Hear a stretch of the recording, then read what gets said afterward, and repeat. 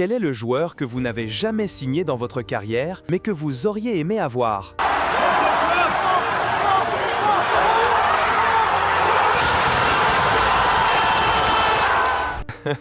Messi, c'est Messi. Je ne dis jamais que Messi est le special one ici, parce que tout ce qu'il fait, il le fait tout le temps. Donc Messi est spécial parce qu'il a marqué 2 buts contre Manchester United? Non, il marque 2 buts tout le temps.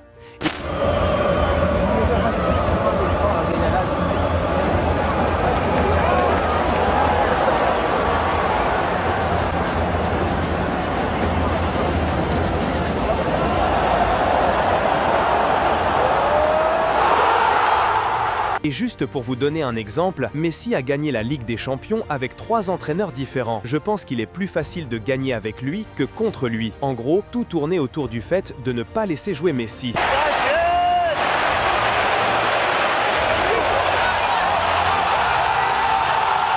En Italie, ils utilisaient le mot gabbia, vous savez, comme une cage pour Messi. J'ai été très chanceux parce que j'étais, disons, proche durant toute sa carrière. Et la seule chose que je peux dire, c'est que progressivement, il est devenu toujours meilleur et encore meilleur.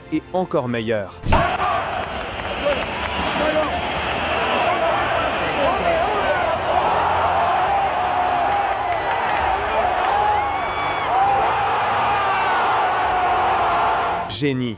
Je pense que c'est le mot que vous avez choisi et je pense que le mot est correct. Génie. Lionel Messi contourne Zimmerman. Messi.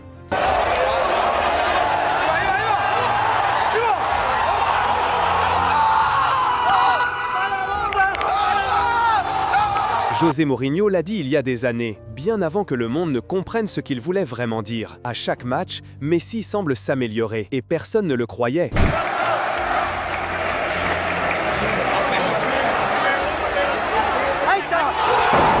Les gens pensaient que c'était une exagération, un compliment poli, ou juste un autre entraîneur disant quelque chose de poétique sur une superstar. Mais le temps a donné absolument raison à Mourinho.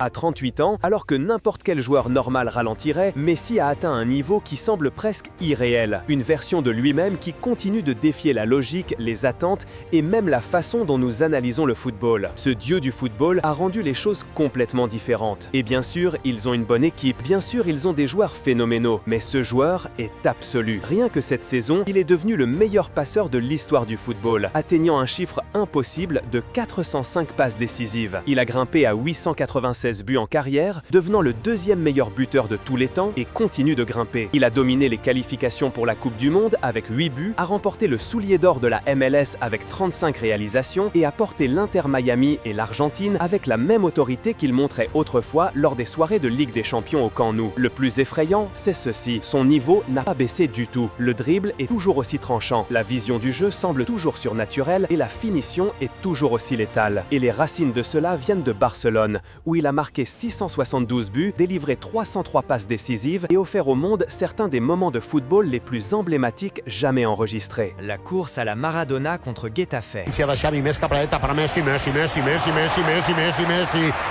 Messi, encara Messi, encara Messi, encara Messi, encara Messi, encara Messi, encara Messi, encara Messi, encara Messi, encara Messi, encara Messi, encara Messi, encara Messi, gol, gol, gol, gol, gol, gol, gol, gol, gol, gol, gol, gol, gol, gol, gol, gol, gol, gol, gol,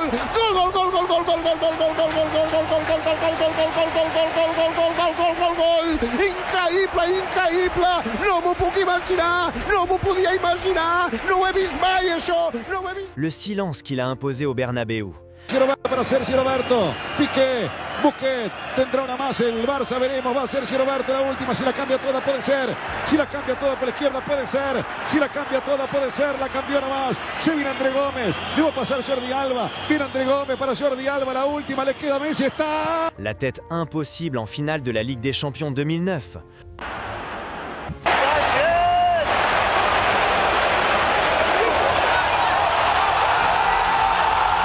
Le chef-d'œuvre de Wembley en 2011.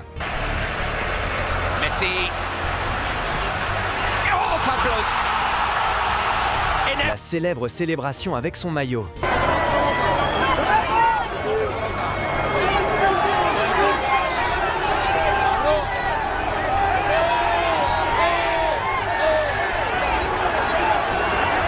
chute de Boateng. La démolition d'Arsenal et de Leverkusen. It's Lionel Messi. And La Messi! course en solitaire contre l'Athletic Bilbao.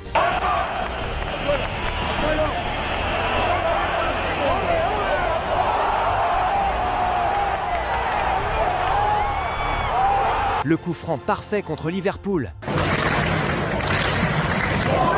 Messi n'a pas seulement créé des moments forts, il a créé une mythologie. Et avec cela sont venus 35 trophées, des chiffres qui survivront à tous les experts qui ont essayé de douter de lui. Puis est venu le Paris Saint-Germain. Même sous le bruit, les critiques et les étranges narratifs, Messi a tout de même produit des saisons absurdes, comme 32 buts et 25 passes décisives en 2022-2023. Tout cela en se préparant pour la mission la plus importante de sa vie, la Coupe du Monde 2022. Après d'années de déchirements, de finales manquées et de pression insupportable, Messi s'est relevé, a remporté la Copa América en 2021 Señoras y señores, se va a terminar.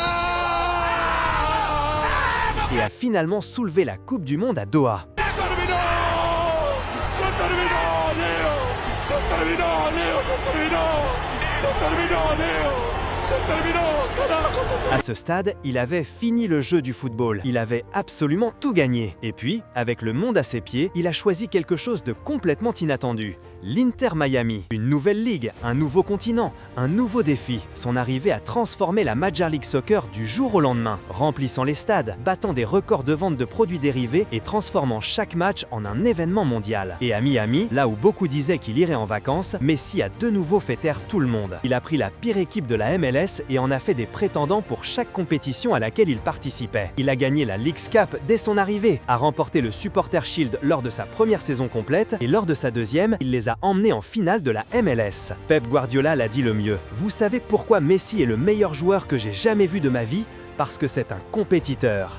Et cet instinct n'a pas disparu. Il reste le meilleur joueur du monde jusqu'au jour où il décidera d'arrêter. Alors oui, Mourinho avait raison depuis le début. Messi continue de s'améliorer. Messi défie le temps. Messi est un génie avec un feu compétitif impitoyable. Pour comprendre pourquoi Messi est ainsi, nous devons remonter à ses origines. Lionel Andrés Messi est né le 24 juin 1987 à Rosario, l'une des grandes villes d'Argentine. Sa famille appartenait à la classe ouvrière. Son père travaillait dans une usine sidérurgique et sa mère faisait des ménages à temps partiel tout en gérant le foyer. Il n'était pas pauvre, mais la vie était modeste, simple et bâtie sur l'effort plutôt que sur le luxe. En un club, empecé jugando en un club de barrio, mi viejo ya estaba por quedar sin trabajo y yo me atoraba ¿Cuál es tu sueño? para la selección. Messi a grandi entouré de ses trois frères et sœurs, Rodrigo, Mathias et sa jeune sœur Maria Sol, ainsi qu'un cercle familial proche qui incluait aussi ses cousins footballeurs, Emmanuel et Maximiliano Biancucci. Dès l'âge de 4 ans, il courait déjà après un ballon dans le quartier, montrant une coordination naturelle et une obsession qui se remarquait immédiatement. Une figure a façonné ses premiers pas plus que quiconque, sa grand-mère, Celia Cucitini. Oíme bien, vos vas a ser el mejor jugador del mundo. C'est elle qui a insisté pour qu'il rejoigne de vrais entraînements. Elle croyait en lui avant tout le monde et l'a personnellement emmené à ses premières séances à Grandoli, un petit club local où jouaient aussi ses frères aînés. Ces encouragements deviendront un ancrage émotionnel déterminant dans la vie de Messi, surtout après son décès. À ce jour, chaque célébration de but où il pointe le ciel est pour elle. No lo pudo ver triunfar, cada gol que hace termina agradeciendo a su abuela. Après 2 ans à Grandoli, Messi a rejoint les Newell's Old Boys, où il a passé 6 saisons formatrices entre 1995 et 2001. Chez les Newell's, il est devenu un phénomène. Il marquait tellement de buts que les journaux locaux écrivaient sur ce petit gaucher qui driblait des enfants 2 fois plus grands que lui. Rien que pour ses débuts, il en a marqué 4. Mais derrière la magie est survenue une crise qui menaçait tout. Les médecins ont diagnostiqué chez Messi un déficit rare en hormones de croissance. Sans un traitement coûteux, sa carrière de footballeur s'effondrerait avant même d'avoir commencé. L'Argentine traversait une crise économique brutale et sa famille ne pouvait pas assumer les coûts. Son avenir lui glissait soudainement entre les doigts. Ce n'est que lorsque le FC Barcelone est intervenu que l'espoir est revenu. À seulement 13 ans, Messi a traversé l'Atlantique pour la chance de sa vie. Il a fait un essai avec Barcelone le 17 septembre 2000. Il a fallu 3 longs mois au club pour prendre une décision finale. Mais le 14 décembre 2000, l'accord a été scellé. C'est célèbre sur une simple serviette en papier dans un café. Barcelona a 14 de diciembre del 2000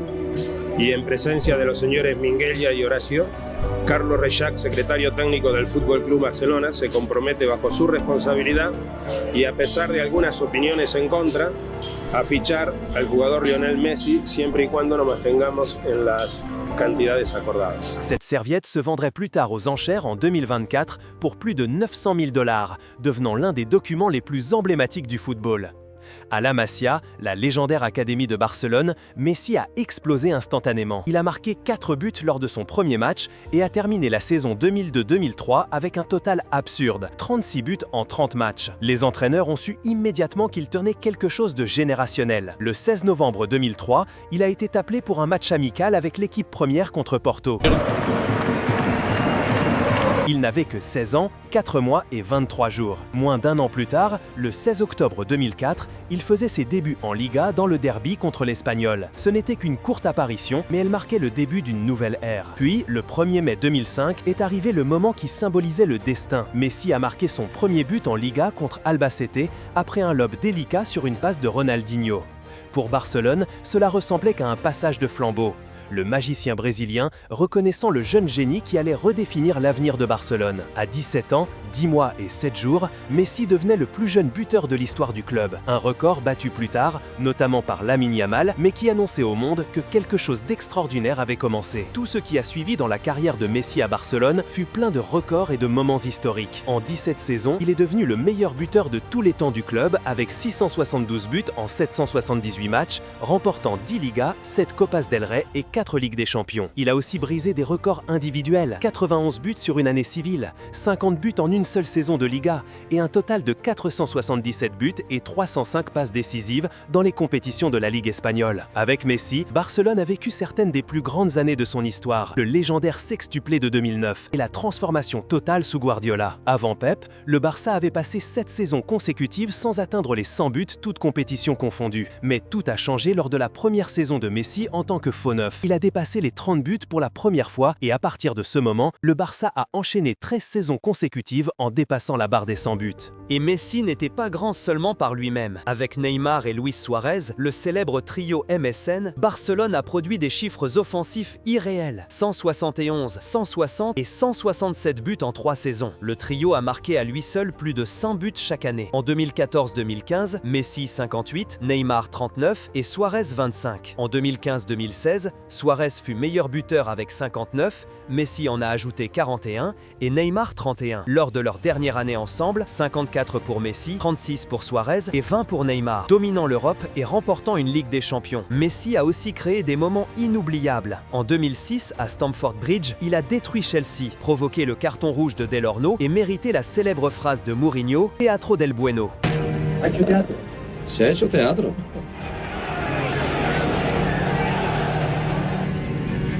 Sí. Cataluña es un país de cultura, vosotros sabéis perfectamente lo que es teatro y del bueno. Yo he ido al teatro muchas veces, ahí es teatro de calidad. Te hablo serio, vosotros sois un país con una cultura fantástica. C'était la nuit où l'Europe a vu arriver le nouveau roi. En 2007, il a répété le but de Maradona en Coupe du Monde contre Getafe, en Copa del Rey, dribblant tout le monde depuis le milieu de terrain lors d'une nuit froide qu'il a transformé en légende. Il a fait cela une semaine après avoir marqué son premier triplé contre le Real Madrid. En 2008, il a marqué un doublé décisif à Glasgow contre le Celtic, atteignant 40 buts pour le Barça et recevant les applaudissements du public écossais. Et en 2009, lors de la finale à Rome, il a marqué de la tête au-dessus de Van der Sar, le but qu'il a plus tard qualifié de plus inoubliable de sa carrière, donnant au Barça une victoire 2-0.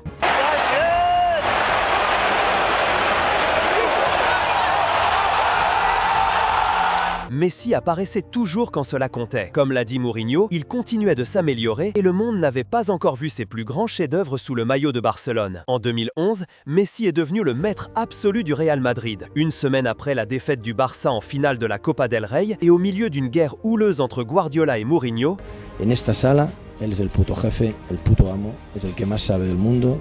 Yo no quiero ni competir ni un instante. Barcelone s'est rendu au Bernabéu pour le match aller de la demi-finale de la Ligue des Champions et a gagné 0-2.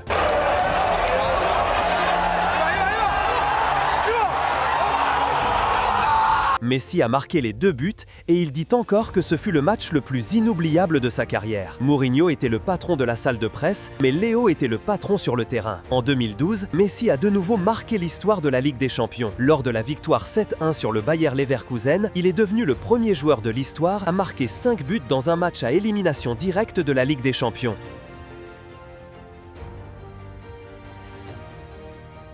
En 2014, le Real Madrid a rencontré la version la plus froide de Messi. Le Barça avait perdu à l'extérieur contre San Sebastián et Valladolid. Le voyage au Bernabéu était donc décisif pour la course au titre. Iniesta a marqué, Madrid a renversé la situation, Messi a égalisé, Cristiano a porté le score à 3-2 et puis Léo, avec un calme irréel, a marqué 2 pénaltys pour donner à Barcelone une victoire 3-4 sous Tata Martino. En 2015, Messi a créé le moment iconique contre Boateng. Le Bayern entraîné par Guardiola visitait le Camp Nou. Le Barça a gagné 3-0 avec 2 buts de Messi, y compris l'action légendaire où il a fait tomber Boateng d'une feinte de corps avant de marquer.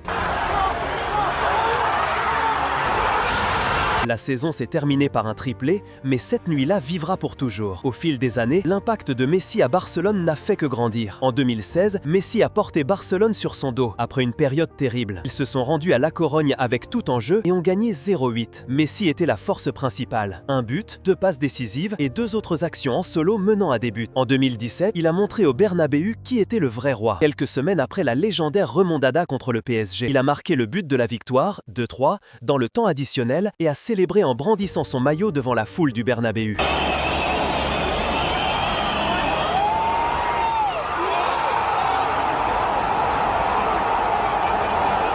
Les moments comme ceci, la Manita contre le Real Madrid,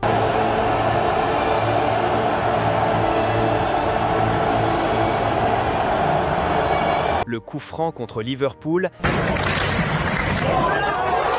la remontée contre Milan, on fait de lui le plus grand joueur de l'histoire de Barcelone. C'est pourquoi son départ a choqué le monde. Messi portait un Barcelone qui tombait en ruine. Puis est venu Paris. Et sur cette scène qui semblait grise et incertaine, Léo a réalisé certains des moments les plus brillants de toute sa vie, tout en se préparant pour la Coupe du Monde 2022. Nous savons tous comment cette histoire s'est terminée. Mais avant la gloire, Messi avait déjà commencé à construire un héritage en équipe nationale encore plus grand que celui de Barcelone. Ses débuts en Coupe du Monde en 2006, un but et une passe décisive en 16 minutes contre la Serbie et Monténégro. En 2012, un triplé dévastateur contre le Brésil. Après la déception de 2010 sous Maradona, la pression était énorme en 2014 au Brésil. Messi a brillé jusqu'à la finale, mais les défaites répétées en finale ont pesé lourd. Après avoir perdu 3 finales d'affilée, il a annoncé sa retraite internationale en 2016. Que ya está, se terminó para mí la selección.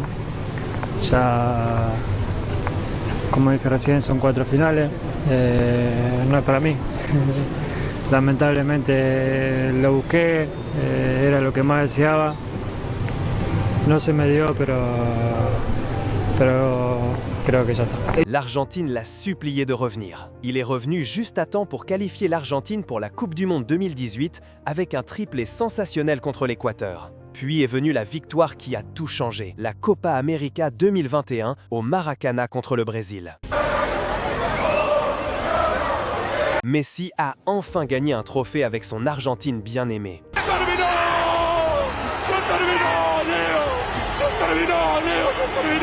Puis le rendez-vous avec le destin, Qatar 2022. Après le choc contre l'Arabie Saoudite,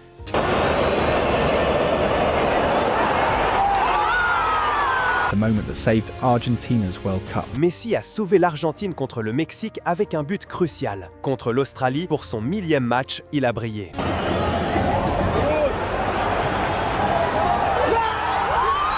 En quart, sa passe décisive pour Molina était visionnaire.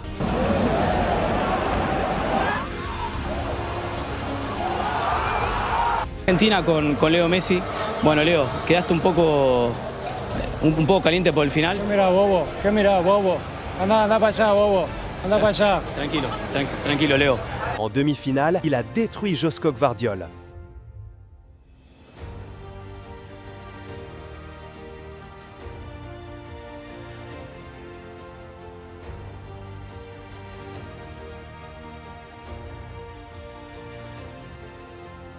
Et en finale, le destin s'est accompli. 2 buts dans le 3-3 contre la France et une victoire au tir au but.